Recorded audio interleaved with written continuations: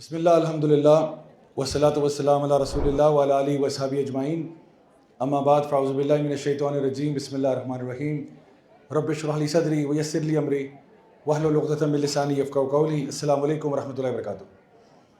آج الحمدللہ اللہ تعالیٰ کی توفیق سے ہم نے تراویح میں سورۃ النحل اور انشاءاللہ بھی سورہ بنی اسرائیل اور اس کے بعد انشاءاللہ کچھ شروع کا پورشن جو ہے وہ سورۃ الکہف کا ہم کور کریں گے۔ باقی کی جو سورۃ الکہف ہے انشاءاللہ وہ ہم کل جو ہے اس کو ہم کمپلیٹ کریں گے۔ تو اس موضوع سے ریلیٹڈ، سورۃ الکہف سے ریلیٹڈ، کیونکہ بڑی اہم سورہ ہے، ویسے تو ساری صورتیں بہت اہم ہیں، لیکن اس کے بارے میں نبی کریم صلی اللہ علیہ وسلم کی کچھ خاص ہدایات ہیں۔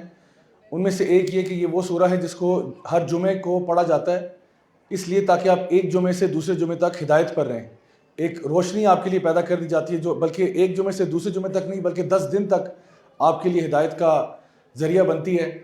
اور یہ سورہ جو ہے، یہ جو دنیا کا سب سے بڑا فتنہ جو آئے گا اس سے نجات کے لیے بھی یہ سورہ ہے، یعنی کہ جو الفتنۃ والمسیح الدجال، اس کے بارے میں مزید انشاءاللہ کل بات کریں گے، اس فتنہ کے بارے میں۔ آج ہم انشاءاللہ سورۃ الکہف کا جو پہلا رکوع ہے اس سے ریلیٹڈ جو اصحاب الکہف کا واقعہ ہے اس کے بارے میں کچھ ہم بات کریں گے، اور یہ لیسنز ایکسٹریکٹ کریں گے کہ آخر جب اتنا ایکسٹریم فتنہ ہوگا تو اس میں ایمان والوں کو کیا کرنا چاہیے۔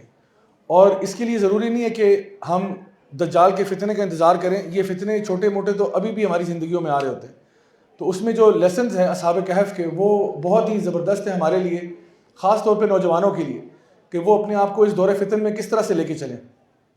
اللہ رب العزت اس میں آیت نمبر 9 سے ارشاد فرماتے ہیں، ام حسبت ان اصحاب الکہف والرقیم کانوا من آیاتنا عجبا، کہ کیا ان کو لگتا ہے کہ جو اصحاب کہف تھے اور جو ان کی وہ جو غار تھا اس کے بعد ایک انسکرپشن تھی، جو بعد میں لوگوں نے ان کے جو جگہ تھی ان کی، اس کے بعد ایک تختی لگا دی تھی، اس کے بارے میں مفسرین لکھتے ہیں، جہاں پر انہوں نے مینشن کیا کہ جی یہ اصحاب کہف کی جگہ ہے اور ان کے نام لکھ دیے وہاں پہ۔ تو اللہ تعالیٰ فرماتا ہے کیا ان کو لگتا ہے کہ یہ جو اصحاب کہف تھے یا یہ جو ان کا باہر جو تختی لگائی گئی تھی یہ کوئی بہت بڑا کوئی اللہ کی طرف سے نشانی تھی، یعنی آیاتنا عجبا، کوئی بہت بڑی نشانی تھی۔ اللہ سبحانہ تعالیٰ اس کے بارے میں ذکر کر رہے ہیں، اور یہ اصحاب کہف کا واقعہ واقعی میں بڑا عجیب ہے، اور اس میں بڑے عجائب موجود ہیں اس پورے واقعے کے اندر۔ تو اللہ تعالیٰ کہتے ہیں کیا ان کو لگتا ہے کہ یہ عجیب واقعہ تھا۔ اب اس کے بارے میں پہلے تھوڑا سا پریمبل ہے، اس کے بعد اللہ تعالیٰ بیان کریں گے کہ اصل میں وہ وجہ کیا تھی۔ تو پہلا بات یہ کہ یہ جو نوجوان تھے یہ غار میں کیوں گئے، اس سوال کا جواب آج ڈھونڈیں گے۔ دوسرا یہ کہ وہ غار میں جا کے کون سی انہوں نے کوئی دعا اللہ تعالیٰ سے کی۔ اللہ تعالیٰ فرماتے ہیں اذ اوى الفتية الى الكهف فقالوا ربنا آتنا من لدنك رحمة وهيئ لنا من امرنا رشدا، کہ ان کا واقعہ سنا دیجئے۔ وہ جو نوجوان تھے جب وہ غار میں گئے تو انہوں نے اللہ تعالیٰ سے کیا دعا مانگی کہ یا اللہ ہمیں اپنی طرف سے خاص رحمت عطا فرمانا، یعنی فقالوا ربنا آتنا رحمنی آتنا من لدنک رحمہ، جو آپ کے پاس سب سے جو خاص رحمت ہے نا وہ ہمیں دینا، کیونکہ اس سچویشن میں جو ہم پھنس گئے ہیں ہمیں کوئی بہت ہی ایکسٹرا اسپیشل رحمت چاہیے آپ کی یہاں سے نکلنے کے لیے، کوئی عام رحمت بھی نہیں چاہیے، اور یہ کہ ہمیں اس ہدایت کے راستے پر لے جا، ہمیں سیدھے راستے پر لے جا۔ تو یہ دعا جو تھی ان نوجوانوں نے مانگی۔ اب ان نوجوانوں کے بارے میں جو ہے بیان جو ہے ہم دیکھتے ہیں کہ آخر وہ کیا چیز تھی جن ان کے پاس آئی، یہ جو خاص دعا تھی انہوں نے کیوں مانگی۔ اللہ سبحانہ تعالیٰ فرماتے ہیں فَضَرَبْنَا عَلَىٰ آذَانِهِمْ فِي الْكَهْفِ سِنِينَ عَدَدًا، کہ ضربنا علی آذانہم یعنی ان کے کانوں پر تھپکی دی، جس طرح ایک ماں جو ہے نا وہ بچے کو جب گلے لگاتی ہے اور سلا رہی ہوتی ہے چھوٹے بچے کو، تو اس کے نا سر پہ ایسے ہاتھ مار رہی ہوتی ہے آہستہ آہستہ، تو وہ کیا کرتا ہے اس کے ہاتھ مارنے سے سو جاتا ہے۔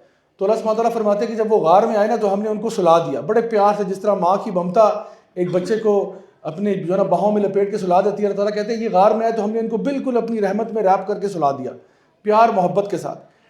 اب دیکھیں کہ غار جو ہے نا وہ بذات خود کوئی کمفرٹیبل جگہ نہیں ہے۔ غار میں سونے کے بارے میں اگر کوئی بندہ کہے آپ سے کہ جی وہاں جا کے سو جائیں تو آدھا گھنٹہ بھی سو جائیں بڑی بات ہے، غار پتھریلی زمین ہے، کوئی اتنی کمفرٹیبل جگہ نہیں ہے، لیکن یہ لوگ وہاں پہ 300 سال سوئے رہے۔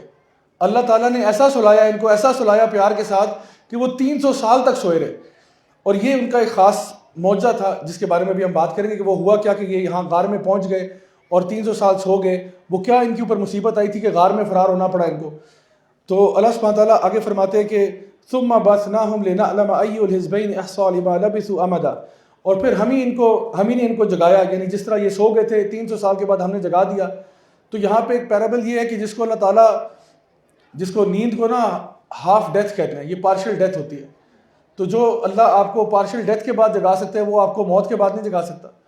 تو اس میں ایک وہ لائف آفٹر ڈیتھ کے بارے میں بھی ایک دلیل موجود ہے کہ جو اللہ پورا اختیار رکھتا ہے، کسی کو 100 سال سلائے، 300 سال سلائے، اس کے بعد دوبارہ اٹھا دے، تو وہ رب یہ بھی اختیار رکھتا ہے کہ کسی جو ہے نا مرے ہوئے کو دوبارہ اٹھا دے۔ اور یہاں پر یہ کچھ کرامات کا ذکر ہو رہا ہے، یہ اللہ کے جو نیک بندے تھے، اس کے بارے میں یہ بات ہے کہ جو اللہ کے نیک لوگ ہوتے ہیں نا، ان کو اللہ تعالیٰ کرامات دے دیتا ہے۔ اب کرامات میں اور معجزات میں فرق ہے۔ معجزات تو انبیاء کو ملتے ہیں، کرامتیں جو ہیں یہ اللہ کے نیک بندوں کے ساتھ ہوتی رہتی ہیں، لیکن کرامتیں یاد رکھیں کرامتوں میں اور شعبدہ بازیوں میں فرق ہوتا ہے۔ یعنی کچھ یہاں پہ نا فیک قسم کے کوئی بابے ٹائپ ہوتے ہیں جن کے ویڈیوز آپ کو یوٹیوب پہ مل جاتے ہیں۔ ایک میں نے دیکھا، اللہ معاف کرے، وہ کیا کرتا تھا، مرغی کا سر کاٹ کے نا تو وہ مرغی چکر لگاتی رہتی تھی، تو کہتا تھا دیکھو میں نے اس کو زندہ رکھا ہوا ہے۔ اب وہ پتہ نہیں کوئی بلڈ اس کی سرکولیشن باہر نکل رہی ہے، جو بھی تھوڑی دیر کے لیے وہ مرغی تڑپ رہی ہے، تو اس نے اس کو اپنی کرامت بنایا ہوا تھا کہ یہ دیکھو میں اس کے ساتھ ابھی جو ہے نا کٹ لگاؤں گا تو مرغی زندہ رہے گی۔ یا اور اس قسم کے بہت سارے ہیں جو کہ فیک چیزیں کرتے ہیں۔ کوئی جو ہے وہ لوگوں کے ساتھ کرنٹ لگانا شروع کر دیتے ہیں، کوئی کچھ کرنا شروع کر دیتے ہیں، کوئی فیک ایکٹرز لے آتے ہیں، ان کو ہاتھ لگاتے ہیں تو وہ تڑپنا شروع کر دیتے ہیں۔ یعنی اس قسم کی جو چیزیں نا یہ ڈرامے بازیاں ہیں۔ تو اللہ کے جو اولیاء ہیں وہ اس قسم کے ڈرامے نہیں کر رہے ہوتے، وہ ان کی جو کرامتیں ہیں وہ بس ہو جاتی ہیں، اور اس میں ضروری نہیں ہے کوئی مجمع لگاؤ۔ یعنی یہ لوگ جب غار میں گئے تھے، یہ پلاننگ سے نہیں گئے تھے کہ ہمارے ساتھ کوئی بہت بڑی کرامت ہونے لگی، یہ وہاں گئے تھے اللہ سے دعا کی تھی کہ یا اللہ ہم تیرے بندے ہیں، خاص مشن پر یہاں پہ آئے ہیں، تو یا اللہ اپنی خاص رحمت عطا فرمانا۔ وہ اللہ کا کرم تھا کہ اللہ تعالیٰ نے ایک خاص رحمت دی، اور ایک ان کے ساتھ کرامت ہوگی کہ وہ 300 سال سوئے رہے، اور جب اٹھے تو ان کو پتہ بھی نہیں تھا کہ کرامت ہوئی ہوئی ہے۔ یعنی جب 300 سال کے بعد اٹھے، ابھی ہم پڑھیں گے، جب 300 سال کے بعد اٹھے ان کو آئیڈیا نہیں تھا ہوا کیا ہے، ان کو یہ لگا کہ شاید آدھا دن گزرا ہے، ان کو پتہ بھی نہیں چلا۔ یعنی ان کی 300 سال کے بعد ایج بھی چینج نہیں ہوئی، اسی ایج کے رہے، یعنی 300 سال تک سمجھ لیں کہ وہ فریز ہو گئے تھوڑی دیر کے لیے، اور جب اٹھے تو اسی عمر کے تھے جتنے پہلے تھے۔ یعنی کہ اتنا بھی پتہ نہیں چلا کہ حالات کچھ ڈفرینٹ ہوئے ہیں۔ اللہ تعالیٰ فرماتے ہیں آیت نمبر 13 میں، اب یہاں پہ پوری کہانی آ رہی ہے۔ اللہ تعالیٰ فرماتے ہیں نحن نقص علیک نبأهم بالحق انہم فتیۃ آمنوا بربہم وزدناہم ہدی، کہ ہم تمہیں ان کی کہانی سناتے ہیں حق کے ساتھ، یقیناً وہ نوجوان تھے جو اللہ پر ایمان لائے اور ہم نے ان کی ہدایت میں اضافہ کر دیا۔ اب ایک ہم نے سٹوری سنی تھی اس دن سورہ یوسف میں، یوسف علیہ السلام کی۔ اللہ تعالیٰ کہتے ہیں ہم تمہیں کہانی سناتے ہیں، آؤ میں تمہیں بتاؤں۔ اب یہ کوئی انبیاء نہیں ہے، یہ انبیاء نہیں ہے، یہ کوئی اللہ کے نیک بندے ہیں، ہمیں ان کے نام بھی نہیں پتا کیا نام تھے، لیکن اللہ تعالیٰ نے قرآن مجید میں ان کو شامل کر دیا۔ اور اللہ تعالیٰ فرماتے ہیں انہم فتیۃ آمنوا بربہم، یقیناً وہ نوجوان تھے۔ اب اللہ تعالیٰ نا فخر محسوس کر رہے ہیں ان کے نوجوان ہونے پہ۔ تو ایک چیز تو یہ کہ اللہ تعالیٰ کہتے ہیں میں انہیں کہانی سناتا ہوں۔ اب وہ جو پہلے کہا تھا نا کانوا من آیاتنا عجبا، اصل میں آپ کو پتہ ہے سب سے عجیب بات اس واقعے کی کیا ہے، کہ نوجوان اکٹھے ہو کے دین پہ قائم ہو گئے۔ سب سے بڑا معجزہ یہ ہے، کیونکہ نوجوانوں میں عام طور پہ دیکھا جاتا ہے، آپ لوگ ماشاءاللہ بہت اچھے ہیں، میں عام طور پہ نوجوانوں کی بات کر رہا ہوں، جب کچھ نوجوان لڑکے اکٹھے ہوتے ہیں نا تو ہمیں پتہ ہوتا ہے کہ یہ کوئی پلان دوسرا ہے، ٹھیک ہے، پلان کوئی اچھا نہیں ہے۔ اور میں آپ کو بتاؤں کہ سائیکالوجی کے اندر بھی گروپ سائیکالوجی ہوتی ہے، اس میں کیا ہوتا ہے کہ لوگ جو ہے نا موب سائیکالوجی میں لوگ اکثر الٹی حرکتیں کر جاتے ہیں۔ یعنی ایک بندہ جو ویسے عام حالات میں بڑا شریف آدمی ہوگا، وہ ایک مجمع کے ساتھ اکٹھا ہو کے نا کچھ ایسی حرکتیں کر جائے گا جو عام حالات میں وہ کبھی بھی نہ کرتا۔ تو نوجوان عام طور پہ جب اکٹھے ہوتے ہیں تو لگتا ہے کہ کوئی they're going to be trouble makers. یعنی مثال کے طور پہ آپ اگر سڑک پہ جا رہے ہیں اور آگے سے 10-12 لڑکے چلتے ہوئے آ رہے ہیں، تو پہلا خیال کیا دل میں جو ہے نا دل میں آ گیا، رات کو کوئی مطلب 10-12 بجے کوئی لڑکے گھوم رہے ہیں تو یہ خیال آ گیا کہ کوئی کام خراب ہے، کسی کو مارنے جا رہے ہیں، پیٹنے جا رہے ہیں، لڑائی جھگڑا کرنے جا رہے ہیں، کوئی ایسے خیال آتا ہے۔ لیکن اللہ تعالیٰ فرما رہے ہیں کہ سب سے بڑا معجزہ یہ کہ نوجوان لڑکے اکٹھے ہو گئے، اور ہوئے کس چیز پر؟ اللہ تعالیٰ کے دین پر اکٹھے ہو گئے، ایک ایسے معاشرے میں، ایک ایسے زمانے میں جب کوئی بھی دین پر نہیں تھا۔ اصل عجیب بات کانوا من آیاتنا عجبا، سب سے عجیب بات تو یہ ہے، یعنی 300 سال سونا اتنا عجیب نہیں جتنا یہ عجیب ہے کہ نوجوان کس چیز پہ اکٹھے ہوئے ہیں۔ اور عام طور پہ لوگ جو ہیں وہ گمراہی کی طرف جاتے ہیں، یہ ہدایت کی طرف آگے اکٹھے ہو کے ہدایت پہ چلے گئے۔ اور ہدایت کتنی بڑی نعمت ہے، اللہ تعالیٰ فرماتے ہیں کہ ہم نے ان کی ہدایت میں اضافہ کر دیا۔ پہلے بھی ہدایت پہ ہی تھے لیکن ہم نے ان کی ہدایت میں اور اضافہ کر دیا، کیونکہ وہ نوجوان تھے۔ اور کیا انہوں نے بہت بڑا تیر کیا مارا تھا کہ وہ اپنے رب پر ایمان لائے تھے، جیسا کہ ایمان لانے کا حق تھا۔ اللہ پر ایمان لائے، اللہ تعالیٰ کہتے ہیں ہم نے ان کی ہدایت میں اضافہ کر دیا۔ اب ان کا واقعہ اصل میں یہ ہے کہ میں آپ کو سمری بتا دیتا ہوں، پھر ہم انشاءاللہ آیات پڑھیں گے تو کلیئر ہو جائے گا۔ یہ اس زمانے کی بات ہے جب یہ بیسیکلی جو لوگ تھے یہ کرسچنز تھے، لیکن کرسچن وہ تھے جو مونوتھیزم پہ تھے، یعنی یہ وہ کرسچن برانچ تھی جو کہ عیسیٰ علیہ السلام کے بعد کی بات ہے، نبی کریم صلی اللہ علیہ وسلم کے آنے سے پہلے کی بات ہے، اور یہ وہ بات ہے کہ جہاں پہ یہ لوگ عیسیٰ علیہ السلام کو اللہ کا نبی مانتے تھے، اور ان کے وہاں پہ ایک حکمران تھا، ایک ایمپرر تھا جس کا نام ڈاکیس بتاتے ہیں. ویسے اس کا نام اردو میں جب بتاؤں گا تو آپ کو سمجھ میں آ جائے گا، اس کا نام ہے دقیانوس. جب کسی پرانی چیز کے بارے میں بات کرتے ہیں کہ یہ کیا دقیانوسی سوچ لے کے بیٹھ گئے، تو اس کا نام دقیانوس تھا. تو ڈاکیس بھی کہتے ہیں اور دقیانوس بھی کہتے ہیں، دقیانوس.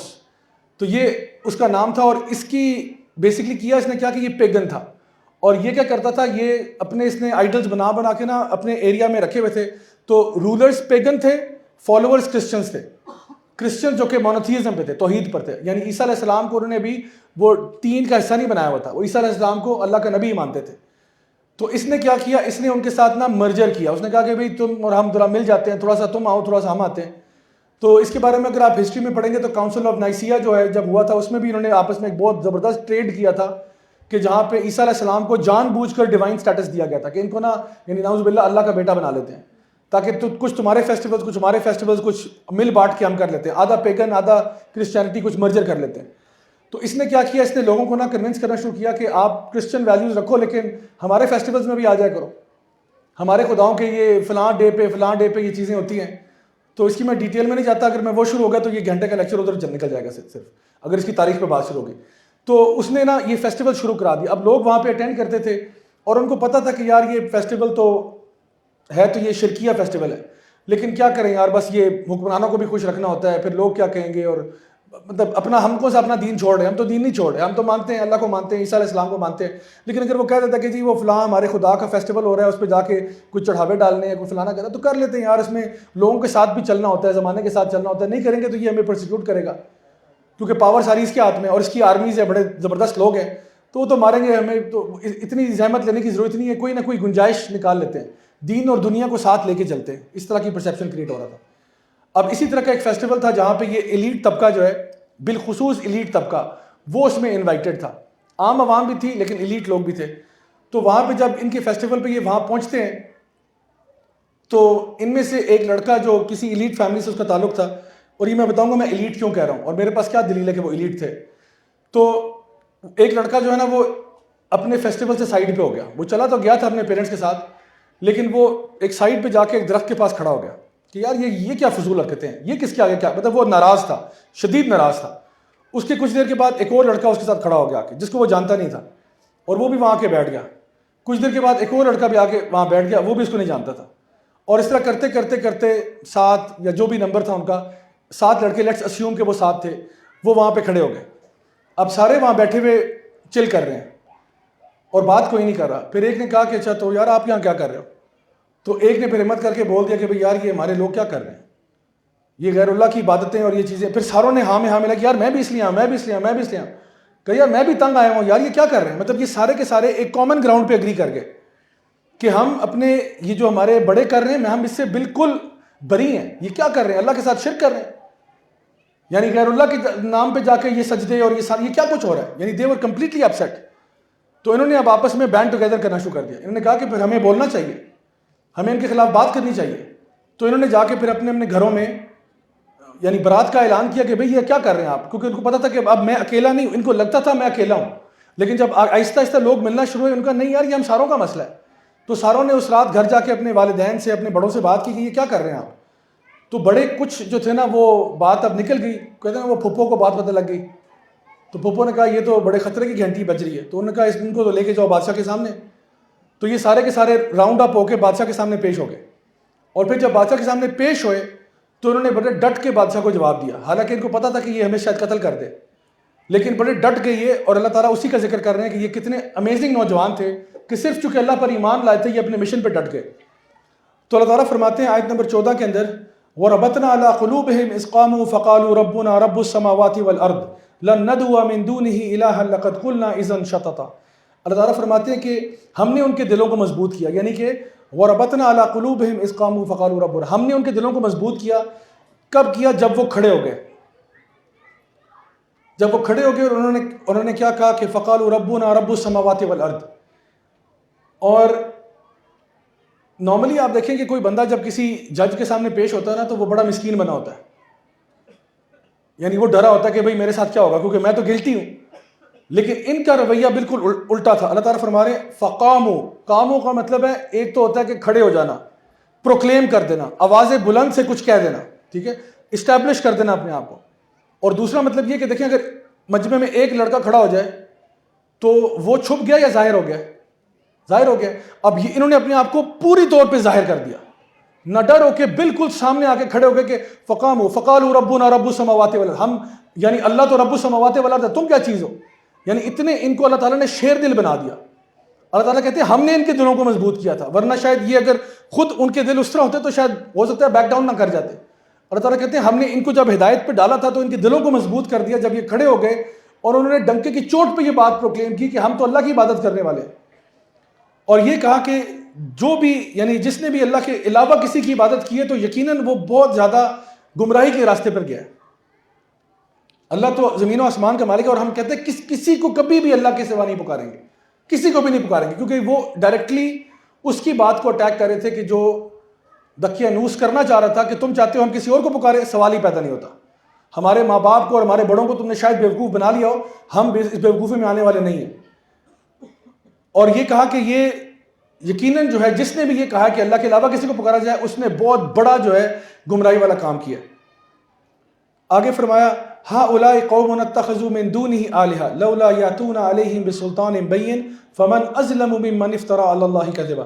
آگے فرمایا کہ اچھا یہ ان کو جب یہ باتیں اب کہہ رہے ہیں تو آپ سوچیں کہ انہوں نے کہا کہ یہ جو ہمارے لوگ ہیں انہوں نے اللہ کے علاوہ کسی اور کو ساتھ شریک کیا ہوا ہے، اور کہا کہ اس سے بڑا ظالم کون ہوگا جو یہ حرکت کرتا ہے. اب یہ سمجھیں بادشاہ کے سامنے کہا جا رہا ہے کہ اس سے بڑا ظالم کون ہے، مطلب تجھ سے بڑا ظالم کون ہے کہ جو اللہ کے علاوہ کسی اور کو شریک کر رہا ہے.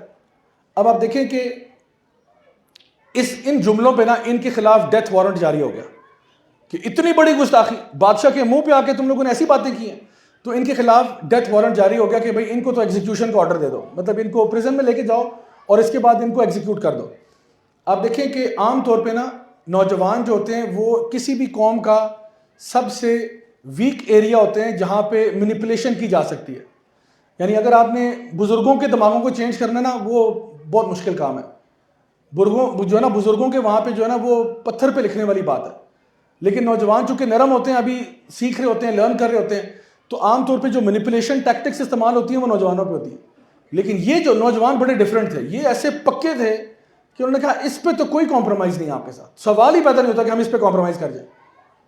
تو they were the strength of the ummah, they were not the weakest of the ummah, they were rather the strength of the whole ummah. اس لیے اللہ تعالیٰ ان کا واقعہ قرآن مجید میں ذکر کر رہا ہے. اور پھر یہ کیپچر کر کے ان کو پکڑ کے جیل میں لے گئے. اب بعض مفسرین نے ذکر کیا کہ بعض نے کہا کہ وہیں سے فرار ہو گئے، بعض نے کہا رات کو جیل میں گئے، جیل سے فرار ہوئے، اور اس کے بعد انہوں نے فیصلہ کیا کہ ہمیں نا یہاں سے نکلنا چاہیے، ہمیں تو یہ کل پرسوں ایگزیکیوٹ کر دیں گے. تو ہمیں جا کے کسی ایک کو ان میں سے آئیڈیا آیا کہ ایک وہ غار ہے، وہ فلان جگہ پہ غار ہے، وہ مجھے پتا ہے بڑی سیف جگہ ہے، زیادہ لوگوں کو اس کے بارے میں پتہ ہی نہیں ہے، بڑا چھپا ہوا غار ہے، وہاں جا کے چھپ جاتے ہیں. کیونکہ ان کو پتا تھا کہ اس ایریے کے آس پاس کون سا ایسا علاقہ ہے جہاں کسی کو شک بھی نہیں ہوگا. تو انہوں نے کہا کہ ہم لوگ ایلیٹ کراؤڈ کے لوگ ہیں، نو بڈی ول ایون سسپیکٹ کہ ہم کسی غار میں چھپے ہوئے، تو یہاں سے فرار ہو. تو پھر وہ رات کو چاہے پریزن سے بھاگ گئے یا وہیں سے فرار ہو گئے، بہرحال وہاں سے نکل کے بھاگ گئے اور یہ سیدھا اس غار کی طرف چلے گئے. تو اللہ تعالیٰ یہاں پہ ارشاد فرماتے ہیں کہ وَإِذِ اعْتَزَلْتُمُوهُمْ وَمَا يَعْبُدُونَ إِلَّا اللَّهَ فَأَوْوا إِلَى الْكَهْفِ يَنشُرْ لَكُمْ رَبُّكُمْ مِنْ رَحْمَتِهِ وَيُهَيِّئْ لَكُمْ مِنْ أَمْرِكُمْ مِرْفَقًا. تو انہوں نے ایک دوسرے سے کہا کہ ہمیں یہاں سے نکل کر یعنی اللہ تعالیٰ کی عبادت ہی ہم نے کرنی اور ہمیں غار کی طرف چلے جانا چاہیے، اور پھر اللہ تعالیٰ جو ہے وہ اپنی رحمت سے تمہارے معاملات کو آسان کر دے گا. اب آپ دیکھیں کہ یہ بھاگنے کا پلان کیا، اپنے لوگوں کو بھی چھوڑ دیں گے اور ہم شرک کو بھی چھوڑ دیں گے، اور یہ کہ چلو اب غار میں بھاگتے ہیں. اب سوچیں کہ نوجوان لڑکے جو ایک ایلیٹ کلاس سے بلانگ کرتے ہیں وہ لگژری کو چھوڑ رہے ہیں، پارٹی کو چھوڑ رہے ہیں، فن اینڈ انٹرٹینمنٹ کو چھوڑ کے غار میں جا رہے ہیں. کیوں؟ غار میں کیا ہے؟ غار میں کون سے آم مل رہے ہیں آپ کو؟ دا پوائنٹ از کہ ان کو پتہ تھا کہ ہمارے لیے اس وقت غار میں جانا ضروری ہے کیونکہ ہمارا ایمان ان ساری لگژریز اور پارٹی سے زیادہ اوپر ہے، اور اللہ تعالیٰ کی خاص مرسی کی دعا کرتے ہوئے نکلے وہاں سے کہ ہمیں اللہ تعالیٰ یقیناً ہم نے اللہ تعالیٰ کی بات کی ہے، اللہ کے نام پہ کمپرومائز نہیں کیا، تو یقیناً اللہ تعالیٰ نے جہاں اتنا ہمارا ساتھ دیا آگے بھی ساتھ دے گا. تو وہ ڈیلیبریٹلی اپنی کمفرٹیبل لائف سے نکل کر ایک غار میں پناہ لینے کے لیے نکل جاتے ہیں. آگے اللہ تعالیٰ فرماتے ہیں کہ یعنی وہ لوگ پھر اللہ تعالیٰ وہاں پہ سلا دیتا ہے. وہ شروع میں جو ہم نے بات کی تھی کہ جب وہ غار میں جاتے ہیں وہاں پہ ریسٹ کرتے ہیں, اللہ تعالیٰ ان کو سلا دیتا ہے 300 سال کے لیے.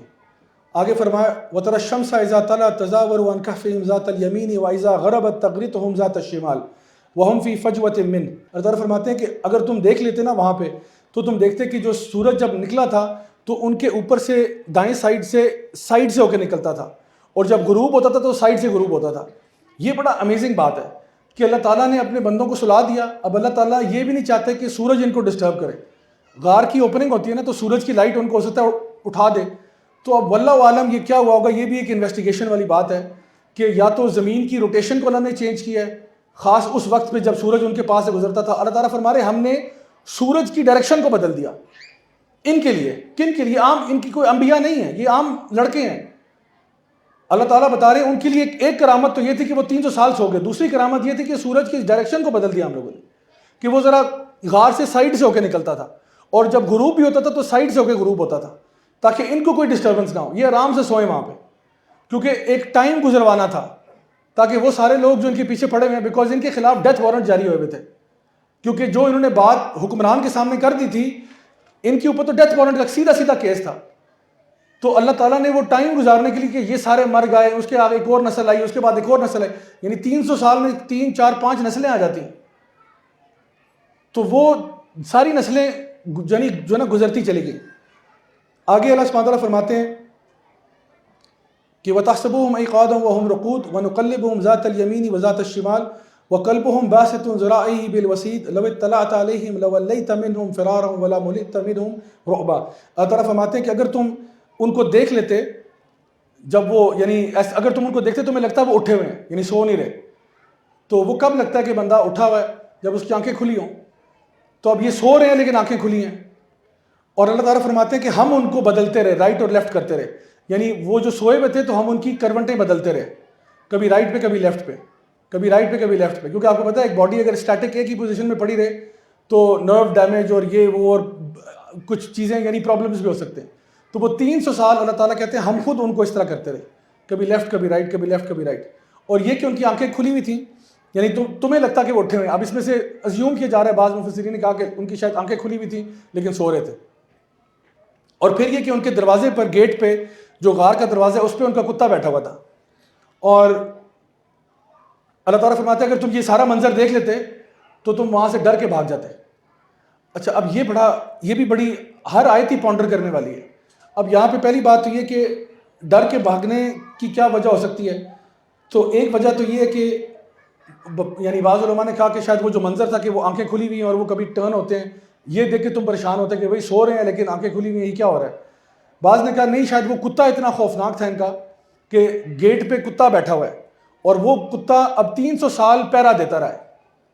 اللہ تعالیٰ نے اس کتے کے ساتھ بھی ایک معجزہ کیا, وہ 300 سال وہاں پہرا دیتا رہا ہے اور تم دیکھتے اس کو تو اس سے بھی تم پریشان ہو جاتے. اب اس میں اصل معنی کیا ہے وہ تو اللہ بہتر جانتا ہے, لیکن بہرحال یہاں پہ بہت ساری چیزیں غور کرنے والی.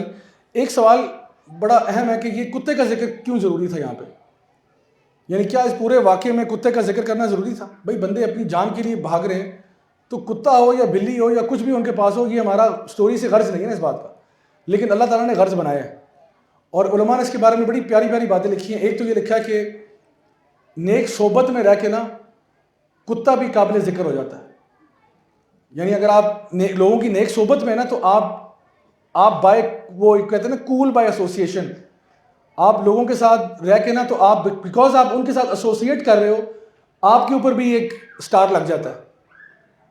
جیسے کہ اگر آپ کا تعلق جو ہے کسی بڑی پوسٹ کے ساتھ ہے تو آپ کو ٹریفک والا کو روک لیتا ہے, ٹریفک پولیس والا, تو آپ شیشہ نیچے کرتے ہیں گاڑی کو اور کہتے ہیں تم جانتے ہو میں کون ہوں, جانتے ہو میں کون ہوں؟ تو کہتے سر میں تو نہیں جانتا. کہتے ہو میں فلانے کا اسسٹنٹ ہوں, سمجھ آئیے, پریزیڈنٹ کا, پرائم منسٹر کا, آرمی چیف کا, نیوی چیف کا, ایئر چیف کا, کسی بڑے کا نام لیتے ہو آپ کہتے ہو میں اس کا سیکرٹری ہوں, میں اس کا اسسٹنٹ ہوں, میں اس کا رائٹ ہینڈ مین ہوں. کہتے سر تھینک یو پلیز. تو یہ کیا کیا آپ نے, آپ کول بائی ایسوسیشن ہوئے ہیں, یعنی کہ شاید میری اپنی کوئی ایسی ویلیو نہیں ہے لیکن چونکہ میں اس کے ساتھ ایسوسیٹڈ ہوں اس لیے میں بھی اسپیشل ہوں. تو اللہ تعالیٰ نے یہاں پہ کتے کا ذکر جو ہے کر دیا کہ ان کے ساتھ ایسوسیٹڈ تھا تو اس کا بھی ذکر بنتا ہے. دوسری بات یہاں پہ یہ کہ اللہ تعالیٰ فرماتے ہیں وَقَلْبُهُمْ, ان کا کتا. اب مفسرین نے اس کے بارے میں لکھا کہ یہ ان میں سے کسی ایک کا کتا تھا, کیونکہ میں نے آپ سے کیا کہا تھا کہ ایک دوسرے کو جانتے نہیں تھے. تو کسی ایک کا کتا تھا، یا بعض نے یہ کہا کہ یہ آوارہ کتا تھا، تو ان میں سے کسی نے جب غار کی طرف جا رہے تھے تو اس نے کہا چلو اس کو ساتھ رکھ لیتے ہیں شاید فائدہ ہوگا. ادھر وہ یہ کسی ایک کا کتا تھا، سب کا نہیں تھا. لیکن اللہ نے کہا یہ سب کا کتا تھا. وَكَلْبُهُمْ سب کا تھا. تو اس سے پتہ یہ چلا کہ رکھوالی وہ ایک کی نہیں ساروں کی کر رہا تھا.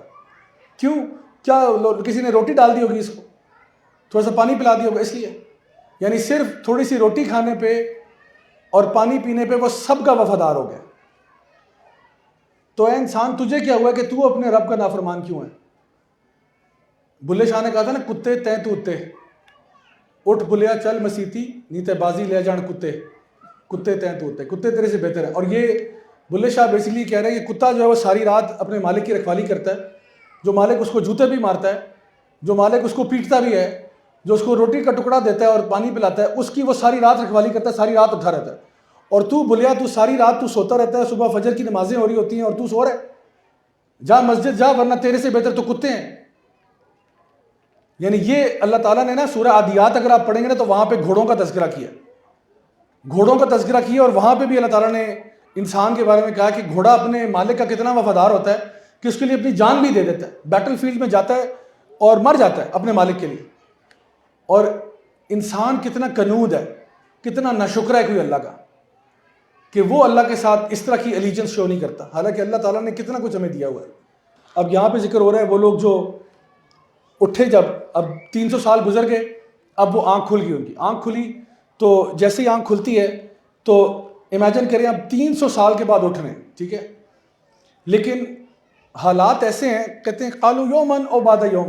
دیکھیں غار کے اوپر کوئی جھاڑیاں آ گئی ہوں، کوئی پتے نکل آئے ہوں، کوئی پھول نکل آئے ہوں، یعنی اللہ تعالیٰ نے وہ ساری چیزیں پرزرو کی ہوئی تھی، کچھ بھی چینج نہیں ہوا، ان کی ایج بھی چینج نہیں ہوئی. 300 سال میں آپ کو پتہ ہے کتنا کچھ بدل جاتا ہے اسٹرکچر میں، ایون نیچرل اسٹرکچرز بھی کتنے چینج ہو جاتے ہیں، چیزیں ایروڈ ہو جاتی ہیں، کچھ جھاڑیاں شاڑیاں نکل آتی ہیں، کوئی پتے نکل آتے ہیں، بیلیں نکل آتی ہیں، کچھ بھی ہو جاتا ہے. لیکن 300 سال تک کچھ ان ٹچڈ رہا ہے سارا ایریا. اور یہ اٹھتے ہیں تو دیکھتے ہیں سن کی پوزیشن کو دیکھتے ہوئے کہتے ہیں شاید آدھا دن گزرا ہے یا ایک دن گزرا ہے، اس سے اوپر نہیں ہوا ہوگا. ہاں سوئے ہیں، 8 گھنٹے سو گئے ہوں گے، 10 گھنٹے سو گئے، اس سے اوپر کیا سوئے ہوں گے ہم.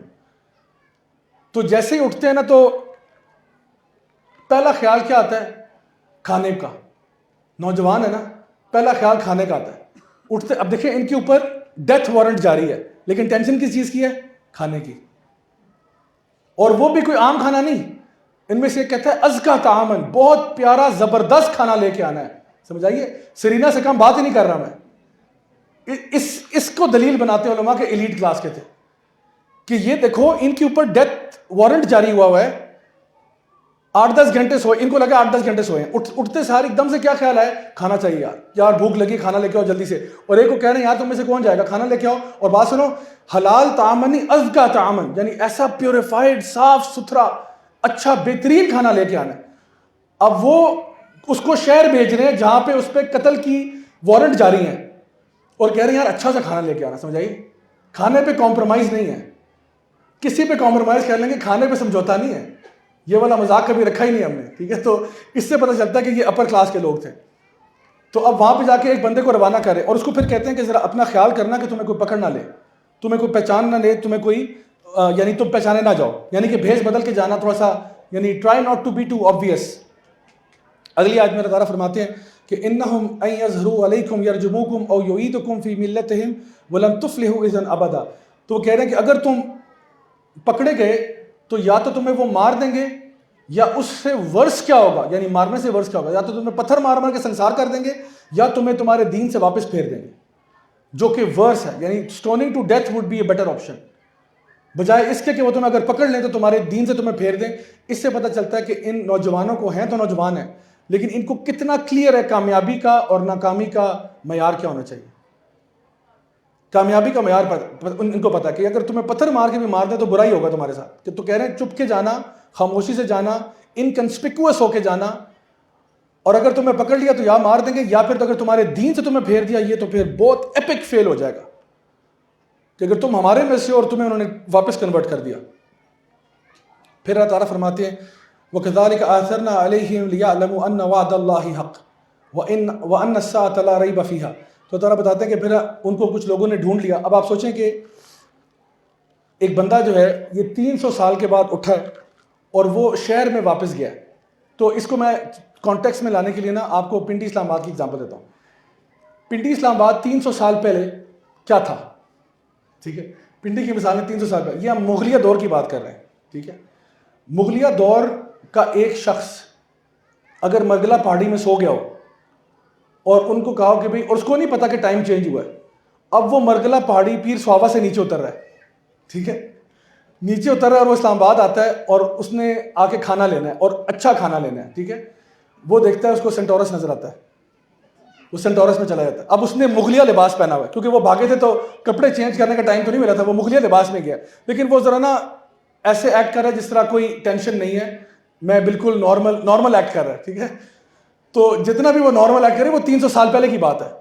تو وہ جب اندر آتا ہے تو اب وہ جب سینٹورس میں داخل ہوا ہے تو اس کا لباس, پہلی بات ہے ہر بندہ اس کا لباس دیکھ رہا ہے, یہ کون آ گیا, کہ کوئی کاسٹیوم پارٹی تو نہیں چل رہی یہاں پہ. دوسری بات یہ, اس کا جو گفتگو کرنے کا انداز ہے, 300 سال میں زبان کتنی چینج ہوئی ہے ہماری. تو وہ ہم کر کے بات کر رہا ہے کہ ہم کھانا کھانا چاہتے ہیں. تو کہتا ہے مطلب, اب وہ KFC کے باہر کھڑا ہوا ہے. ٹھیک ہے, کہہ رہے ہم کھانا کھانا چاہتے ہیں. کہتے ہیں آپ کے ساتھ کتنے لوگ ہیں؟ نہیں, ہم ہی ہیں. تو اس کے بعد وہ کہتا ہے اچھا چلیں ٹھیک ہے, ہم کے لیے پھر دو کچھ ان کو کوئی ان کے لیے کھانا دیتا ہے. اس کے بعد وہ جب جیب سے پیسہ نکالتا ہے تو وہ 300 سال پرانے سکے ہیں, 300 سال پرانے سونے اور چاندی کے سکے رکھتا ہے. کتنے ہو گئے جی؟ کہتے جی آپ کے 850 ہو گئے. تو کہتا ہے 850 کا مجھے نہیں پتا, بہرحال یہ لو کوائنس. تو اب وہ جو کاؤنٹر پہ بندہ کھڑا ہے اس کے اوپر کیا گزر رہی ہوگی کہ یار میں تو سمجھا یہ مذاق تھا, یہ تو اصل میں بندہ پراپر گولڈ کے کوائنس پھینک رہا ہے میرے سامنے. تو اس پہ جو ہے نا اب الارم کی گھنٹیاں بن گئی, اور اللہ تعالیٰ فرماتے ہیں کہ پھر وہ دے ور فاؤنڈ, ہم نے ایسا کیا کہ وہ پکڑے گئے, یعنی اللہ تعالیٰ کے اذن سے ہی پکڑے گئے, یعنی پکڑے گئے.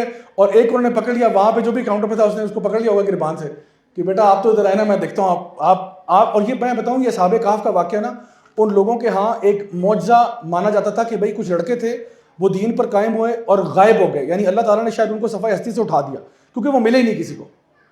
تو انہوں نے کہا بھائی کدھر چلے گئے, زمین کھا گئی, آسمان کھا گیا, کیا ہوا ان کے ساتھ, وہ کدھر گئے؟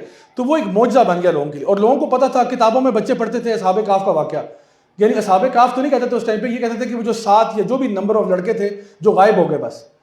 تو یہ جب سامنے نمودار ہوا نا تو اس میں سے کسی بندے کو کلک ہو گیا کہ یہ تو وہی کہانی والا بندہ لگ رہا ہے مجھے, کہ لگتا ہے اسی دور کا بندہ اٹھ کے واپس آ گیا. اس نے پکڑ لیا, شور شرابہ مچ گیا پورے علاقے میں. اس نے پھر بتایا کہ چلو, جب دیکھا کہ یہ لوگ جو ہیں یہ فرینڈلی لوگ تھے, یہ لوگ جو تھے 3 جنریشن بدل چکی ہیں, لیکن جسٹس والے لوگ بھی تھے, لیکن ابھی بھی تھوڑے سے اگنورنٹ تھے. اگنورنٹ اس لیے تھے کہ انہوں نے کہا کہ چلیں جہاں پہ اصحاب کہف واپس ادھر گئے, ان ساروں کو ڈھونڈ لیا, سارے مل گئے. کچھ عرصے بعد ان کا انتقال ہو گیا. جب ان کا انتقال ہو گیا تب تک تو ساری ایریا کو بات پتہ تھی. انہوں نے کیا کیا, یہ کہا کہ چلو ایسا کرتے ہیں ان کی قبر پہ مسجد بنا دیتے ہیں. تو یہ ان کی گمراہی کا عالم ہے کہ جہاں پہ انہوں نے قبر کو جو ہے نا ایک طرح سے وہ انشرائن کرانے کی کوشش کر دی, کس کو اس طرح کر دیتے ہیں. تو اس کے بارے میں علماء لکھتے ہیں کہ یہ چیز جو ہے نا بتاتی ہے کہ وہ لوگ چینج تو ہو گئے تھے, لیکن ابھی بھی کچھ پرانی جو ہے نا وہ چیزیں ان کے اندر باقی تھیں جو شرک سے جن کا تعلق تھا اس طرح سے. تو یہاں پہ یہ واقعہ آ گیا. اللہ تعالیٰ آگے جو ہے یہ اس کے بارے میں کچھ مزید وضاحت کرتے ہوئے کہتے ہیں کہ کچھ لوگ جو ان کے بارے میں کنفیوژن کا شکار ہوئے, وہ سوال کرتے تھے کہ بھائی وہ 3 تھے اور چوتھا ان کا کتا تھا, یا 5 تھے اور چھٹا ان کا کتا تھا, یا 7 تھے اور 8واں ان کا کتا تھا. رجم بالغیب, غیب پہ تیر پھینک رہے, غیب یعنی شوٹنگ ان دا ڈارک والی بات ہے. لوگ کس ٹاپک پہ گئے ہیں؟ تو یہ اللہ تعالیٰ ان کی اس سوچ کو نا, یہ جب گزر گئے دنیا سے اور بعد میں لوگوں نے ان کے بارے میں تذکرہ کیا, اس کو اللہ تعالیٰ کرٹیسائز کر رہے ہیں کہ دیکھو تم سٹوری کو چھوڑ کے کس چیز پر فوکس کر رہے ہو, یعنی کہانی کیا تھی, تم کدھر پھنس گئے جا کے. اور یہ اکثر ہمارے ساتھ ایسا ہوتا ہے کہ ہم لوگ سٹوری کے غیر ضروری ایسپیکٹس پہ توجہ دینا شروع کر دیتے ہیں. اور اللہ تعالیٰ کی صفت ہے پورے قرآن مجید میں, اللہ کی سنت ہے کہ پورے قرآن مجید میں جو واقعہ جس لیول پہ ریکوائرڈ ہے اتنی ڈیٹیل ہی ہے. خواہ مخواہ کی ان نیسیسری ڈیٹیل میں آپ کو برڈن ہی نہیں کیا. اب یہ بتانا کہ جی وہ کون سا علاقہ تھا, مکہ سے کتنے میل کے فاصلے پر تھا, وہاں پہ کون سے درخت اگا کرتے تھے, وہاں پہ پرندے کون سے, یعنی یہ ارریلیونٹ انفارمیشن ہے. یعنی امیجن کریں کہ بچپن میں وہ دادی اماں کہانی سناتی تھیں کہ وہ 5 بھائی تھے اور ان کے ابا جان نے نا دیکھا کہ وہ ہر وقت لڑائی کر رہے ہوتے ہیں, تو انہوں نے کہا ایسا کرو جاؤ جا کے لکڑیاں لے کے آؤ ایک ایک. تو وہ سارے لکڑیاں لے کے آئے, تو انہوں نے کہا کہ اب اس کو توڑو. تو ساروں نے ایک ایک لکڑی توڑی. تو انہوں نے کہا یہ تو بہت ایزی تھا. تو انہوں نے کہا جو دوبارہ جا کے ایک ایک لکڑی لے کے آؤ. سارے لے کے آ گئے. تو انہوں نے 5 لکڑیوں کا نا بنڈل بنا دیا, پھر سب کو باری باری دیا کہ توڑو اس کو. اب وہ 5 کسی سے بھی نہیں ٹوٹ رہی ہیں ایک ساتھ.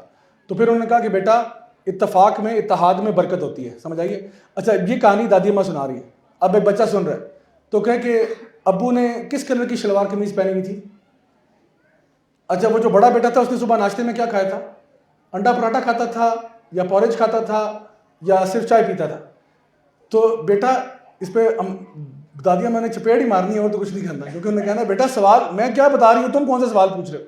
تو some times people ask irrelevant redundant questions جن کا کوئی تعلق نہیں ہے اسٹوری کے ساتھ.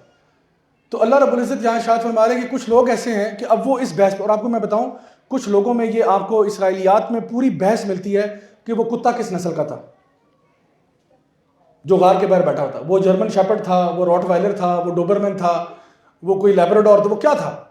بھئی تمہاری صحت پہ کیا فرق پڑتا ہے وہ جس مرضی نسل کا کتا تھا؟ آپ واقعے پہ فوکس کرو نا کہ ہوا اتنا بڑا معجزہ ہو گیا، نوجوان 300 سال غار میں سو گئے، اللہ تعالیٰ ان کو پلٹتا رہا، سورج کی ڈائریکشن بدل گئی، اور تمہیں ابھی تک کتے کی فکر پڑی ہوئی ہے کہ کون سی نسل کا تھا.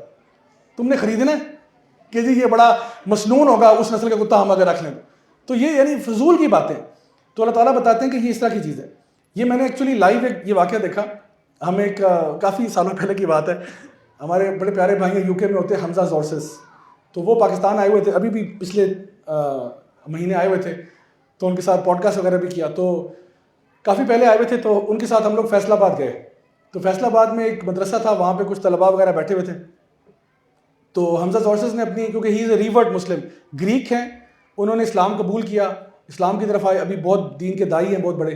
تو انہوں نے اپنی کہانی سنائی کہ میں جب انگلینڈ میں تھا تو میری جو گرل فرینڈ تھی وہ پاکستانی تھی، اور اس نے جو ہے نا وہ، لیکن وہ بالکل دینی نہیں تھی ظاہری بات ہے، تو اس نے میں نے پھر اس کو چھوڑ دیا یا اس نے ان کو چھوڑ دیا، کچھ ایسا معاملہ ہوا، اور پھر یہ کافی ہارٹ بروکن ہوئے، اور انہوں نے پھر اسلام پڑھنا شروع کیا.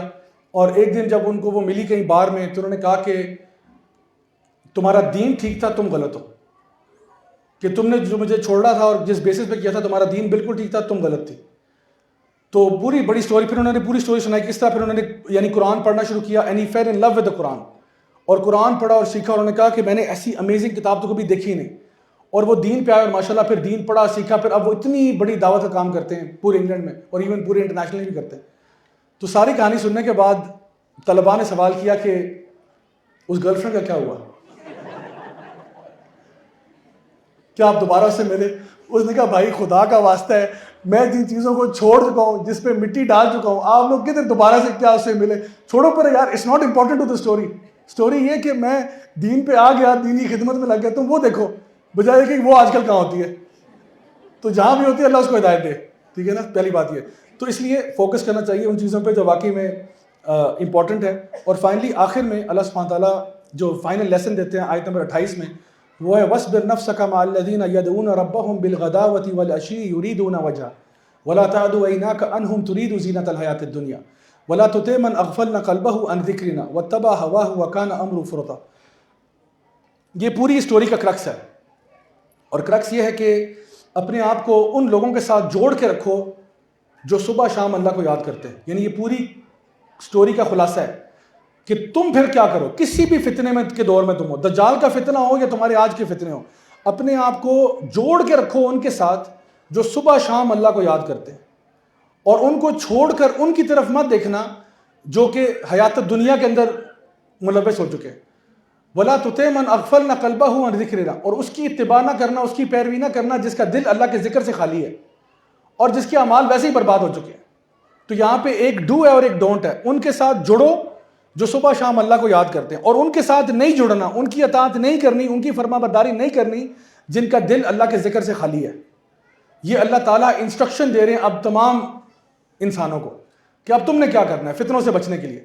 تو انشاءاللہ کل ہم لوگ اس کے بارے میں ڈیٹیل میں بات کریں گے، دجال کا فتنہ کیا ہے اور اس کی ساری ڈیٹیلز.